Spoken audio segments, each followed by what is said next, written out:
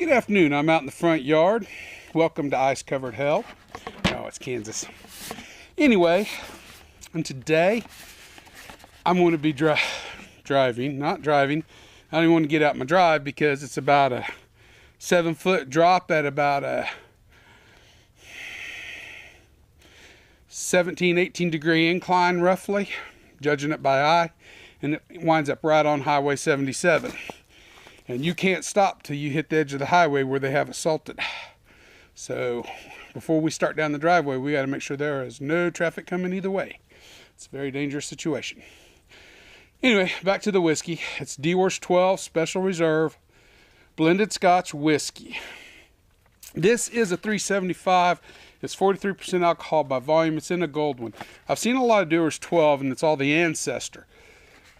This is a little different. I seen it on the shelf, and I think I paid $18.99 for this 375 on the shelf, which for a 375 blend, it's kind of expensive, but I don't know. The gold packaging caught my eye. It says blended Scotch whiskey. Since 1846, the name Dewars has represented the highest standards of product quality, a tradition of craftsmanship, skill, expertise confirmed in every bottle of our outstanding Scotch whiskeys.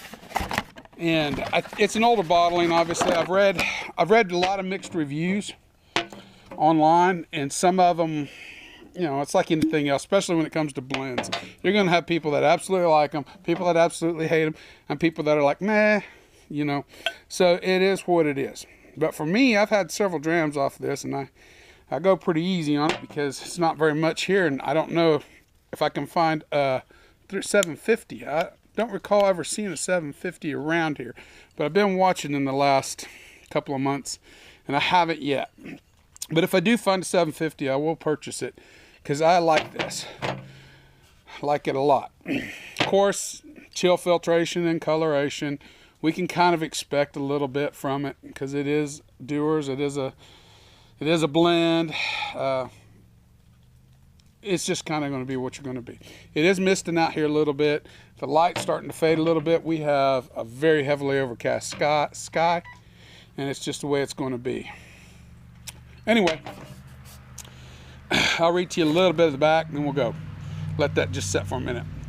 There have only been, let's start over.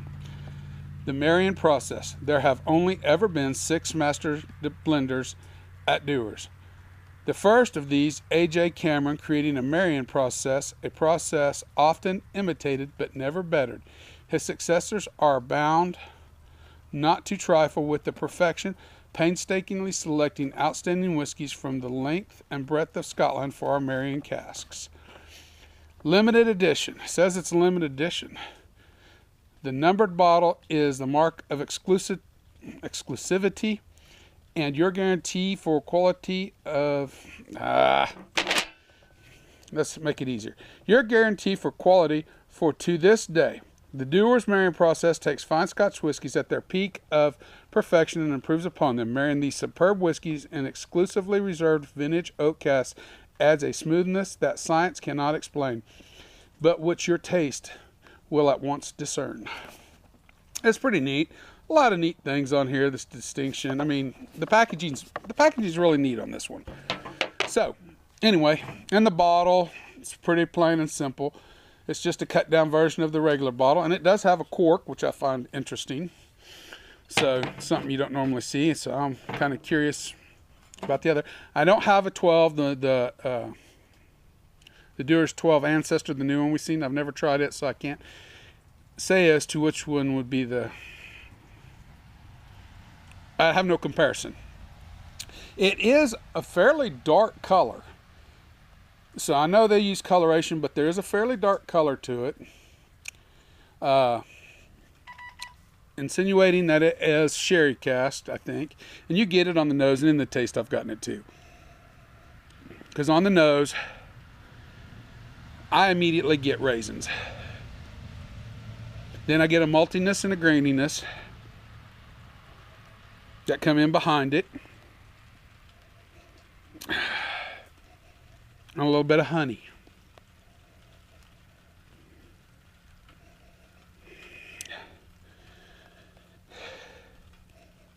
I don't get a lot of spices. Not on the nose. Maybe a faint nuttiness to it.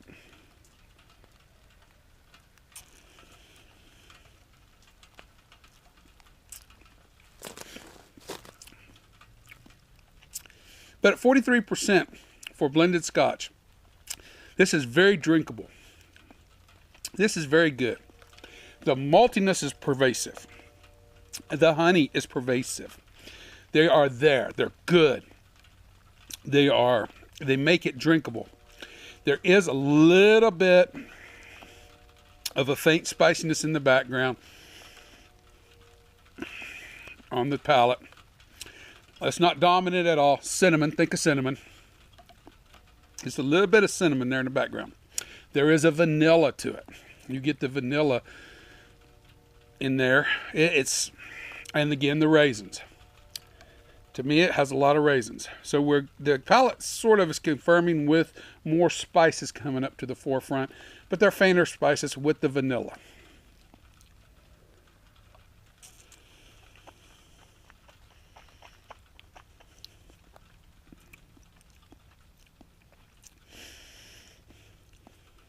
It's a good heavy medium finish. Still goes on. It's still going on. It's a very good finish. No alcohol burn per se at all.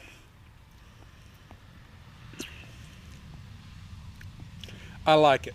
I like the maltiness in it. It's an aged maltiness that's probably coming from the grain whiskeys. So they've probably chosen their grain casks very well in this. I personally like this. It's probably one of the better blends of mass production type blends that I've gotten that I really like. Score wise, I give it an 87 out of 100.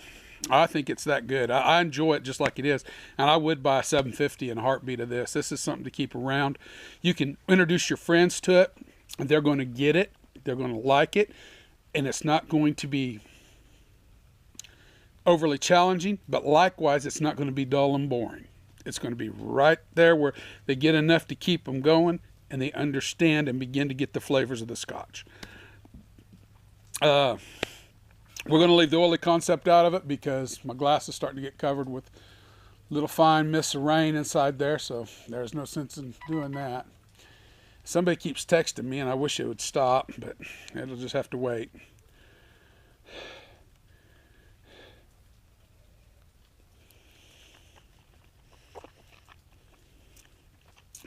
I can recommend it. If you're liking some Speyside qualities mixed with grain whiskey, don't really get maybe just a touch of smoke in it, actually. Actually, I do think I get just a little touch of smoke on the finish. Now that everything's dying down, there's a little bit of smoke, but it's not prevalent. It's just faintly in the background. But if you like the Speyside, you're going to get enough of the sherry cask to make it to call it a Speyside, to call it that Speyside profile. I think I'm done here. I've given a score. I've talked about it. Would I buy it again? Yes. Is it going to be hard to find? Probably, because I can't find it. I found this at a liquor store, and I thought it's interesting, so I got it. I think I've covered all the bases. It is 32 degrees exactly, or 0 degrees Celsius out here right now, so everything's starting to freeze again. Kind of got a little warmer. Last night it was 23 degrees, and it was raining coming home. The upper atmosphere was so warm that it was forming rain and coming down. And it was a case where the upper atmosphere is a lot warmer than the layer of cold air that's hugging close to the ground, within a few hundred feet of the surface. So therefore that rain came down as rain and not snow. Because normally at 23 degrees, we're getting snow, not rain. So this has been a weird situation, but I'm not a meteorologist. That's the best I can explain it. With that, I'm going to sign off. Everybody, have a good day. And remember, the spirit in your glass is not running from you. Take your time, sip it, enjoy it. You'll be better for it.